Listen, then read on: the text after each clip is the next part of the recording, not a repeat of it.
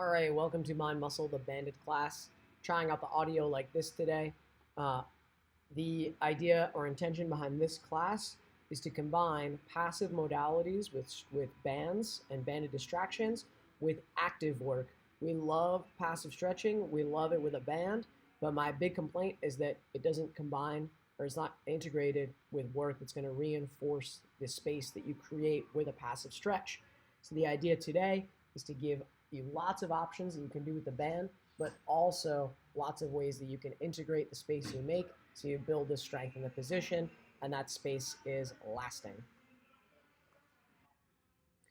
We're starting this session with some segmental cat cows. The class is starting in this cat position, rounding their back to the ceiling, taking some deep breaths, and then slowly working from the tail all the way up to the head, piece by piece, until they're in that cow position, looking up to the ceiling, and then taking a few more deep breaths. The goal of this exercise is to segment, as is in the name, segmental cat-cow. You want to think about, as Rich is doing in the front, the gentleman in the red shirt, moving one piece of his spine, followed by the next piece, follow the next piece, and then finishing by tucking the tail.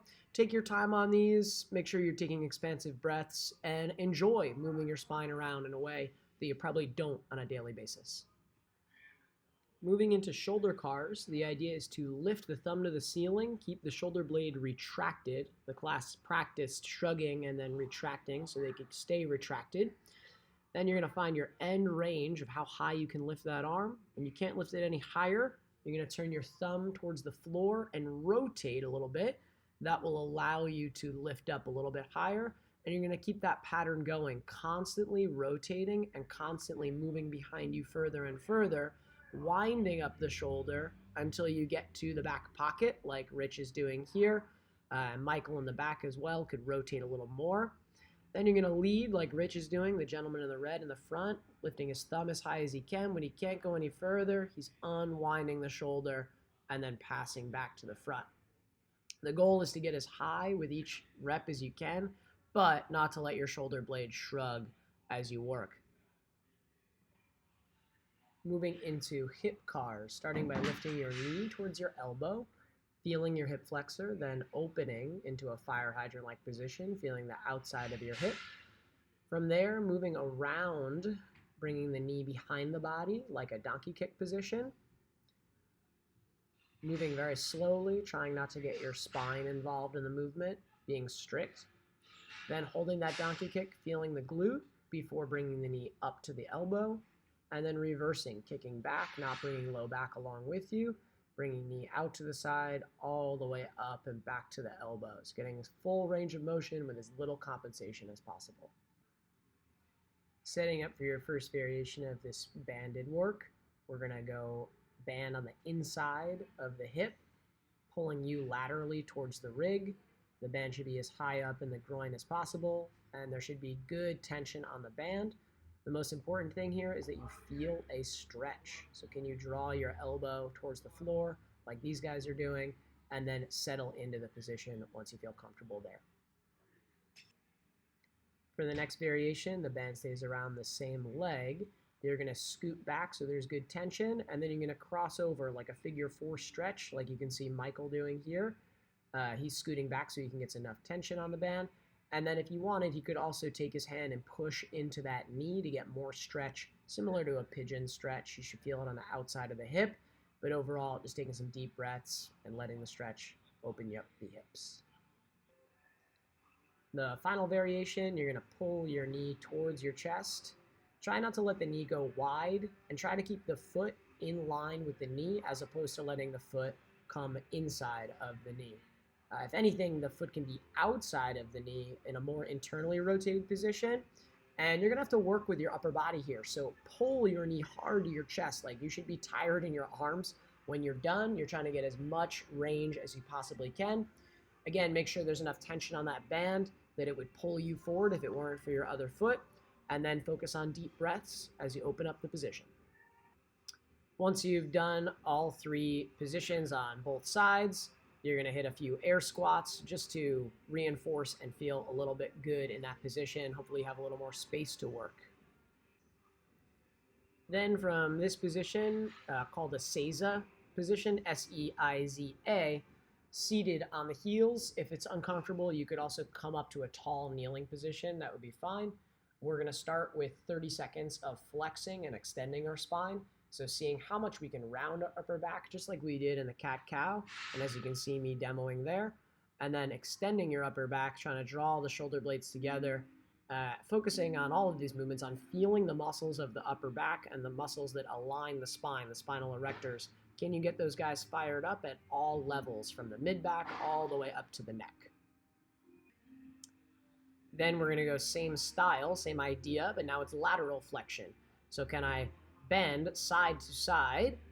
Does one part of my spine want to bend, or can I move globally through the whole thing like a bow? If you looked at a bow being pulled back from the side, that's what we're looking to look like. And you're just taking your time, feeling the muscles crunch you into one position, and then feeling them pull you back to the other position. This should feel nice. Before putting all these pieces together, we're going to rotate as far as we can in one direction, but keep the belly button facing forward. Exhale as you rotate, then take a big breath at end range at that rotated position, then rotate the other way as you exhale, inhale at end range, and repeat that pattern. You should feel your obliques working, maybe some muscles in your upper back that you haven't felt in a long time, especially if you exhale forcefully in the movement. Now we're going to put all of those movements together, starting in the rounded flex position, and then rotating as far as you can in one direction. Then side bend as far as you can in that same direction, before extending up to the top. Rotate all the way as far as you can, side bend again to that same direction, and round back to the front, putting together all the movements, working in one direction and then working the other. Rotate as far as you can, dip, extend, rotate, dip, round back to the front. Try to keep your belly button facing forward throughout the movement. Mostly what I'm looking for, I don't mind if it's not very strict. I just want as much movement coming from the upper back as possible. Don't worry about all the flexing, lateral flexion, all these whatever spine words. Instead, focus on getting the largest range of motion you can through your upper back. That's as simple as it is. These are the T-spine squats. The band should be around your upper back. Our gentleman Rich here in the front is about to back up a bit more. I think there he goes. And that way you have enough leverage from the band that you can form your most perfect squat position. You're going to spend 60 to 90 seconds just coming down, getting the chest as proud as you possibly can.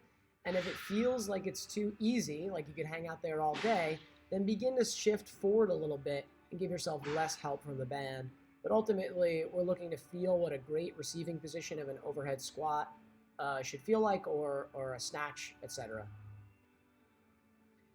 Now, set up like so with both hands through either end of the band, grabbing onto the band. I like to also add a hook grip so that I don't have to work too hard with my grip. You're just going to let your head fall through, enjoy this big opening stretch. You can alternate sides, so you could angle your torso towards one side or the other to kind of bias one lat. Try to keep the arms long and let the head and body be heavy so that you can just passively open up this overhead position. This one should just feel real good. Enjoy it. Take deep breaths in the position. From here, moving into a banded lat or banded lateral line stretch, letting your head fall through, and then stepping the same side back. Try to get the bicep by the ear, let the head fall, relax. You should be able to feel a stretch from your lat all the way down to your hip. Deep breaths, enjoy again.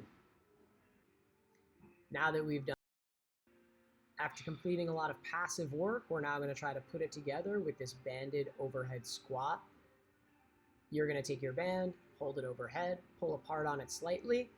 Try to keep your arches and of your feet active. Don't let the knees or ankles roll in. And just work to a range that you can control. Imagine where you might receive a barbell. The band won't feel like a barbell, but imagine if I had a barbell overhead, would it be pushing me forward, or can I keep it over my midfoot? Do your absolute best to maintain perfect form, and take some deep breaths, just constant movement for 60 seconds. If you want to hang out in the bottom and really own that position, that's the hardest piece. I highly recommend doing that as well. You're going to pair this with a banded pass-through. Let your head rest on the floor, take your band, pull it apart, and allow that sticky point. At that sticky point of your pass-through, you can pull apart a little bit more. As you get more comfortable and as you do more reps, you can always narrow your grip and give yourself a little more resistance. Throughout, try not to push your forehead into the floor and try to keep your elbows straight. That's an absolute must. But you'll notice sometimes that you want to push your head into the floor in order to get more range in your shoulder blades. Just try to keep your neck as relaxed. Moving along with our theme of passive plus active movement, we're going into a passive extension stretch.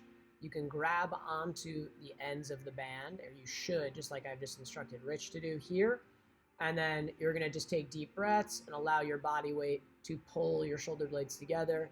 Feel a really nice stretch in the chest. Take some deep breaths. This one again, just passive, breathing, feeling nice, especially if you're midweek and you've done any sort of pressing.